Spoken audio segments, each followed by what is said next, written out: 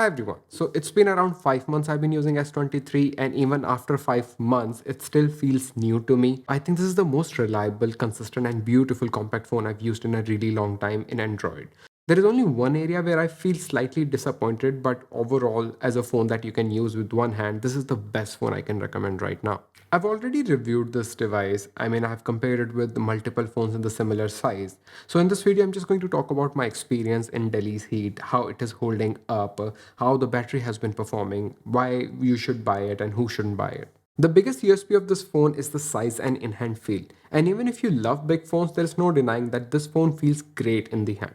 It is really refreshing to use a phone like this every single day. It is really light that you can carry it all day without the fatigue, carpal tunnel syndrome, or even you don't have to worry about that you're going to drop this on your face while using in the bed. It is really easy to put in pocket and it's just quite easier to use it with one hand. So in these days, it is really hard to find a phone like this. I know I'm referencing a 6.1-inch phone as a small and compact phone, but it is what you get when you want a small phone, except the Zenfone 10.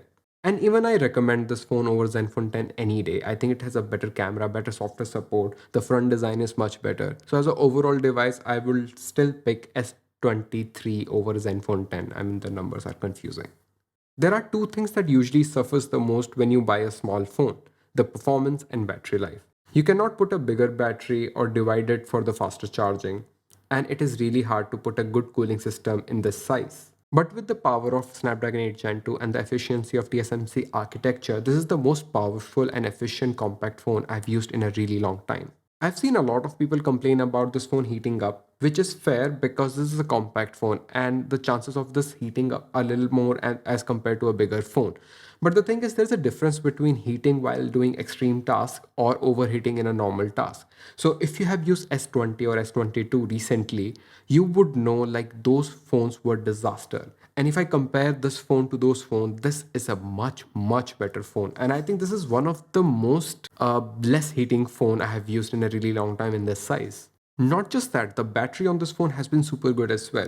I need to tell you that I have to deload the Samsung apps and a lot of system apps just to make it work, because I've been using that from like since S8. I've used S8, S9, S10, S20, S22, and now this. So I had to do that, and now I can just back up the phone on a hard drive and just paste it on any phone, so the settings are copied. But I think you need to do that before getting the best out of your Samsung phones. I can easily get 6 to 8 hours of screen on time depending upon how I use it with Wi-Fi or 5G. The standby is also excellent with around 3% usage overnight. And for the small battery, the 25-watt wired charging seems to be enough. It takes around 1 hour to fully charge this phone. There is still that issue with Samsung phones that after 15% to 0% it will go like this. So I usually try to keep it between 25% and 100%. When it comes to all the basic features like cell reception, call quality, 5G network, 5G speeds, Wi-Fi speeds as well, even the all proximity sensor and ambient sensor works pretty great. So for the basic feature, I think this phone is great, which is not easy to find nowadays. Google. But there is one thing that I'm slightly disappointed with, which is not a big deal for me personally, but I've been seeing this after the S21 series.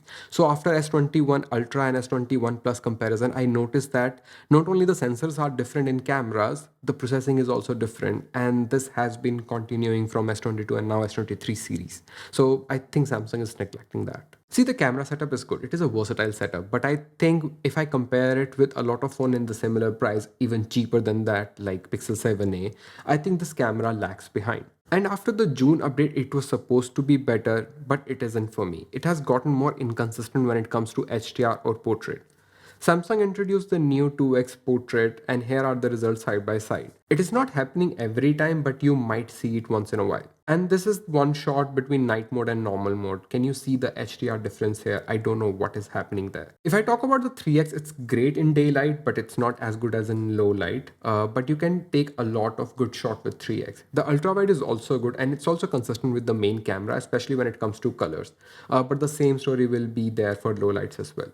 I've compared this phone with iPhone 14 Pro and Pixel 7a for camera comparison. I have also reviewed this phone where I have a lot of beautiful photo samples. So if you want to know more about the camera, you can watch that video. So overall, I really love this phone. I don't take a lot of pictures from this phone and I don't recommend it for gamers as well, but everything else is great on this phone. I mean, I've used this phone under 42-degree in sunlight on 5G using Uber, and this phone held up like anything. Trust me, I'm coming from Pixel 7a.